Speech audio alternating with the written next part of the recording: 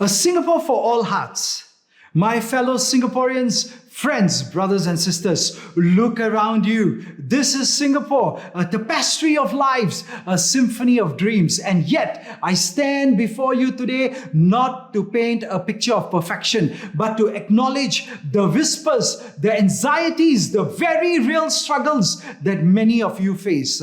We have been listening. We have been walking the streets. We have been talking to you in the hawker centers, our HDB void decks, our workplaces, and we asked you what truly matters. You told us. You told us with a clarity that cuts through the noise. You told us that your hearts ache for a Singapore where, number one, job security is a luxury. Sorry, job security is not a luxury, but a right. You worry about retrenchment. You worry about being replaced by cheaper labor. You worry about age discrimination. And we hear you. The SDA will fight the policies that protect Singaporean workers, that encourage lifelong learning, that eradicate workplace discrimination. Number two, affordable housing is not a dream, but a reality. Many of you said keeping public housing affordable and accessible is vital. I agree. Number three, healthcare is not a privilege. Healthcare is not a privilege, but a fundamental right. You told us ensuring that healthcare remains affordable is key. I think of Mr. Lee, Mrs. Tan. They shouldn't have to choose between their health and their financial security. We will liberalize MediSave. We will extend MediShield, and we will ensure comprehensive health and medical coverage for all Singaporeans like you and me. Number four, the cost of living is manageable, not a crushing burden. You told us helping people to cope with the cost of living is a top concern. Mrs. Lim, she's struggling to put food on the table. She deserves relief.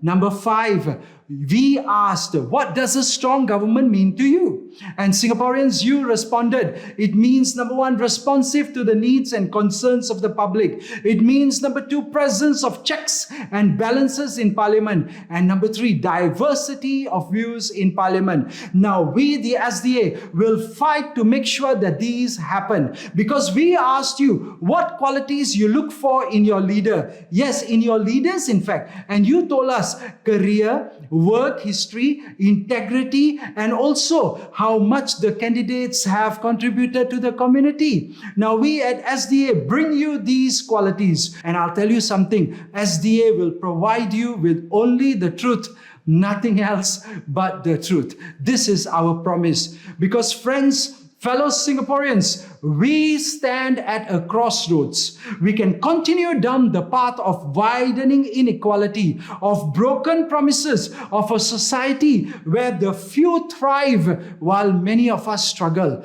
Or we can choose a different path, a path of compassion, a path of fairness, a path of a Singapore where every heart beats with hopes. Your heart and my heart. And we, the SDA, offer you that choice. I know you feel the frustrations, you feel the anger, and sometimes the temptation to just give up. Now I know some of you are considering spoiling your vote as a way to express your discontent. But I urge you to reconsider, because I tell you this, nothing will change if you spoil your vote. The very problems, in fact, that you're protesting against, the soaring housing prices, the relentless inflation, the ever-increasing cost of living, the overcrowdedness of our nation, they will only get worse if you spoil your vote. I urge you, my fellow Singaporeans, if you cannot bring yourself to support us, the opposition, wholeheartedly, then please consider using your voice to deny the incumbent a super majority. Empowering the opposition, especially the SDA, will send a powerful message to the PAP. It will force them to listen. It will compel them to address your concerns. It will make them work harder to earn your support. And we have seen this happen before. Remember 2011?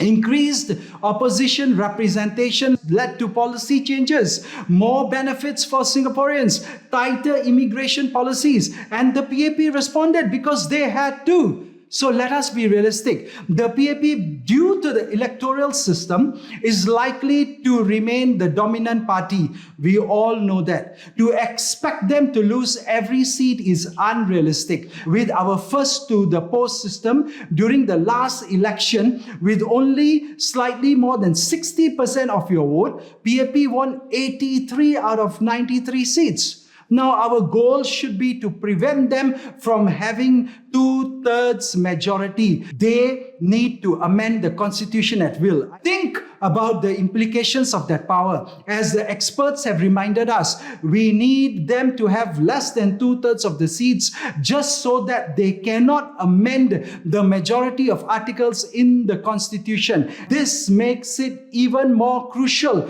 for long-time Singaporeans like you and me to actively participate in the democratic process. A stronger opposition in Parliament, number one, will force the PAP and the civil service to provide more thorough explanations of their policies. A stronger opposition will prevent them from brushing aside valid questions and pushing through policies without proper scrutiny. So please, my fellow Singaporeans, I implore you, don't waste your vote.